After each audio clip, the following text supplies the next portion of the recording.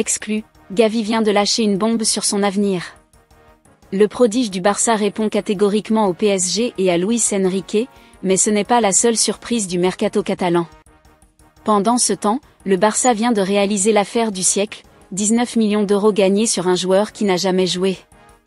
Décryptage de cette incroyable stratégie financière. Et attention, le nouveau gardien blaugrana est déjà là, Joan Garcia, ce phénomène méconnu qui va révolutionner la défense du Barça. Pourquoi les dirigeants ont tout misé sur lui? Enfin, le clash du siècle, Lamine Yamal humilie Dembélé en direct, avant de lancer un message choc à Nico Williams. Une rivalité qui s'annonce déjà légendaire. Abonnez-vous et activez les notifications pour ne rien rater de ce mercato en feu. #TeamBarça.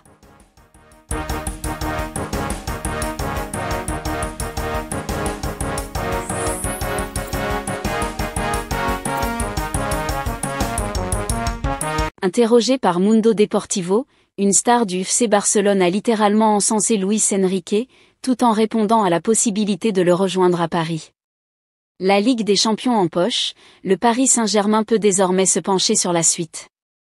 Et la suite, cela concerne le mercato, ainsi que la Coupe du Monde des clubs à venir. Sur ce premier point, Luis Campos devrait d'ailleurs accélérer avec une recrue espérée en défense, et ce, avant le lancement du Mondial des clubs. Et l'heureux élu ne serait autre qu'Ilyas Barny, le roc défensif de Bournemouth. Au milieu de terrain, les rouges et bleus pourraient également chercher à se renforcer. Là, un nom a souvent été évoqué du côté de la presse espagnole, celui de Gavi. L'international ibère, très proche de Luis Enrique, est d'ailleurs sorti du silence à ce sujet. Interrogé par le Mundo Deportivo, Gavi a tout d'abord couvert de louanges son ancien coach à Barcelone, celui qui lui a donné sa chance. Pour moi, c'est le meilleur. Il est numéro 1, exceptionnel, lui et son staff. Je suis tellement content pour lui. C'est lui qui m'a offert mes débuts en équipe nationale, contre l'Italie. Je n'oublierai jamais ce jour-là, a-t-il confié. Et Gavi de répondre sur une possible arrivée au Paris Saint-Germain. Vraiment, les gens croient ce qu'ils lisent dans les médias. Oui, c'est possible que le PSG me veuille. Et je comprends ceux qui pourraient y croire. Mais cela n'arrivera pas. Je suis très serein. Mon rêve et mon objectif sont de faire toute ma carrière au Barça. Je ne veux aucun autre club. Cela a le mérite d'être très clair. Grâce à une gestion habile des droits de revente, le FC Barcelone s'apprête à tirer un bénéfice conséquent du transfert d'un défenseur de taille. Une opération discrète mais particulièrement rentable pour les finances du club catalan. Le FC Barcelone traverse depuis un certain temps une profonde crise financière qui freine considérablement ses ambitions sur le marché des transferts. Cette situation a empêché le club de concrétiser plusieurs pistes prometteuses par le passé, malgré l'intérêt marqué pour certains jeunes talents. Bien que le Barça ait réussi à prolonger des joueurs clés comme Rafinha et Lamine Yamal, respectivement attaquants brésiliens et espagnols, la réalité économique n'est pas encore stable. Le club catalan reste en quête constante de liquidité pour stabiliser ses finances. Toutefois, certaines opportunités pourraient offrir un bol d'air au Barça. C'est notamment le cas du transfert de son ancien défenseur Jean-Claire Todibo, actuellement en Premier League, dont la revente pourrait générer un revenu non négligeable grâce à une clause bien négociée.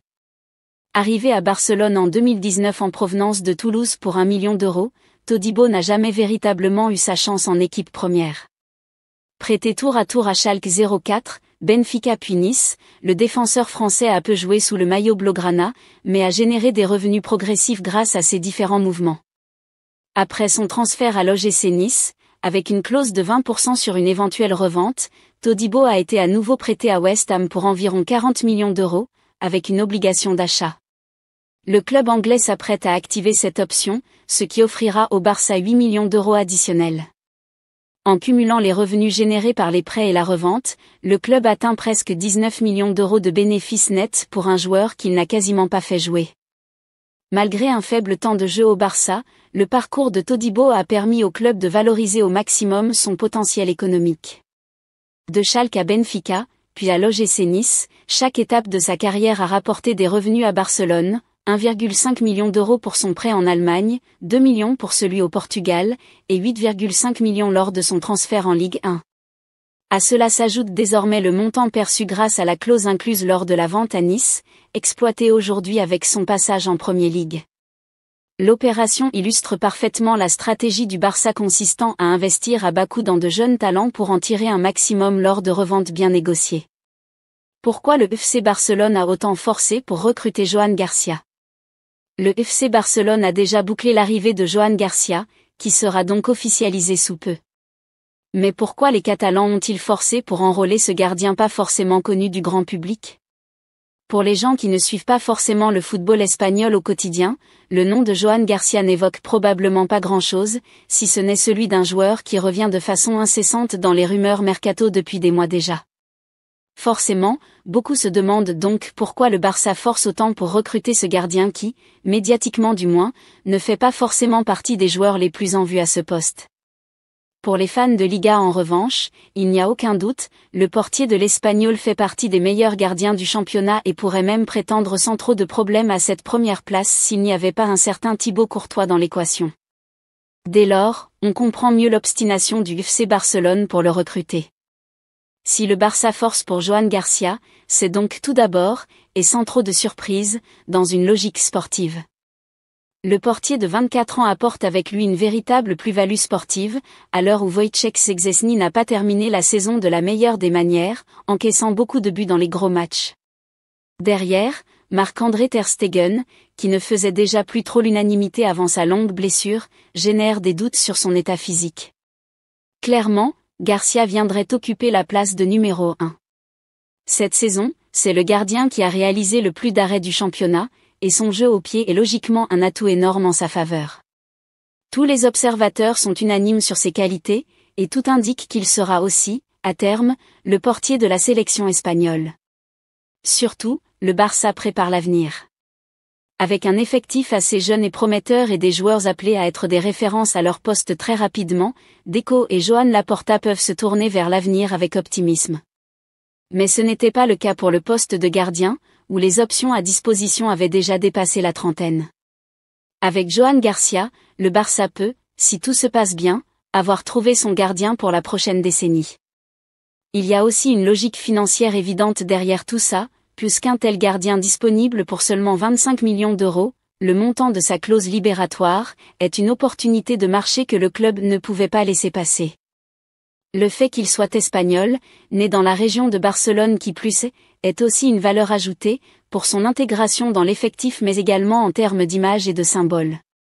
Clairement, le FC Barcelone espère avoir trouvé en Joan Garcia son nouveau Victor Valdés. Après avoir lancé les hostilités en avant-match et défié Ousmane Dembélé pour la course au Ballon d'Or, Lamine Yamal a fait plus qu'assumer, jeudi soir. Auteur d'un doublé et d'une grande justesse, le prodige du Barça a éclaboussé France-Espagne, 4-5, de son talent, là où le Parisien n'a pas su se montrer efficace. Si les gens veulent le jouer jeudi, alors on le joue jeudi. Dans la course au Ballon d'Or, Lamine Yamal avait érigé la demi-finale de Ligue des Nations France-Espagne comme un moyen de le départager avec Ousmane Dembélé. Si on prenait le prodige espagnol au mot, autant dire que ce match-là serait déjà plié. Très inspiré, Yamal a clairement pesé sur la grosse victoire de la Rora face au vice-champion du monde, 4-5. Le numéro 19 a fait montre de sa classe durant toute la rencontre. Impliqué sur le premier but espagnol, 22e, il aura été un poison de tous les instants pour Théo Hernandez et Clément Lenglet sur son aile droite. Le Barcelonais a provoqué le pénalty d'Adrien Rabiot, transformé avec sang-froid avant d'haranguer la MHP Arena de Stuttgart du haut de ses 17 ans. Il a étalé sa classe sur l'ultime récital espagnol, conclu d'un pointu cinglant, 67e, pour s'offrir un doublé.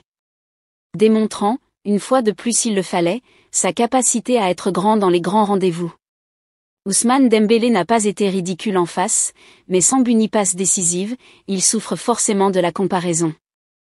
Le nouveau champion d'Europe a livré une partie cohérente, bien que sans efficacité jusqu'à sa sortie sur une petite alerte au haut de la cuisse gauche, 76e. Il n'était plus sur le terrain lorsque les Bleus étaient en train de, quasi, renverser l'Espagne. Le Parisien a placé quelques accélérations déroutantes, surtout en première période, et sollicité les gants d'Unai Simon, 42e. Dambouz a joué de malchance en trouvant le poteau sur un service du détonateur Ryan Cherki, 72e. Pas loin de la passe décisive pour Théo Hernandez qui a trouvé la barre, 12e, il n'était pas loin non plus de convertir à bout portant un centre trop appuyé de son coéquipier, 48e. Entre Lamine Yamal et Nico Williams, il existe une relation amicale qui date de leur première rencontre en sélection nationale espagnole. Les deux jeunes ailiers devenus les points forts de l'attaque de la Roja pourraient aussi évoluer ensemble dans le même club. Nico Williams est pisté par le Barça, club dans lequel évolue déjà Lamine Yamal, et ce dernier espère que son ami pourra trouver un accord avec la direction de l'équipe. Cependant, les difficultés financières du club catalan rendent l'opération très complexe et les chances de voir le joueur de Bilbao rejoindre le Barça s'amenuisent au jour le jour. De nouveaux ensembles en rassemblement avec la sélection espagnole, Lamine Yamal et Nico Williams ont encore discuté à propos de ce potentiel transfert. Le jeune ailier du Barça s'est montré très direct envers son ami en indiquant ce qu'il lui souhaite s'il n'arrive pas à rejoindre le club catalan cet été. Lamine Yamal a fait savoir à son ami qu'à défaut de rejoindre le Barça, le seul trophée qu'il pourrait souhaiter pour lui en 2026 serait la Coupe du Monde. J'ai dit à Nico Williams que si on ne joue pas ensemble en club la saison prochaine, je ne lui souhaite qu'un seul trophée, la Coupe du Monde, a révélé le joueur barcelonais. En clair, Yamal espère remporter tous les trophées la saison prochaine et étant donné que les deux évoluent dans le même championnat, cela empêchera son ami de soulever un trophée. Par conséquent, la seule chance qu'il aura de gagner sera lorsqu'ils se retrouveront en sélection pour jouer la Coupe du Monde 2026.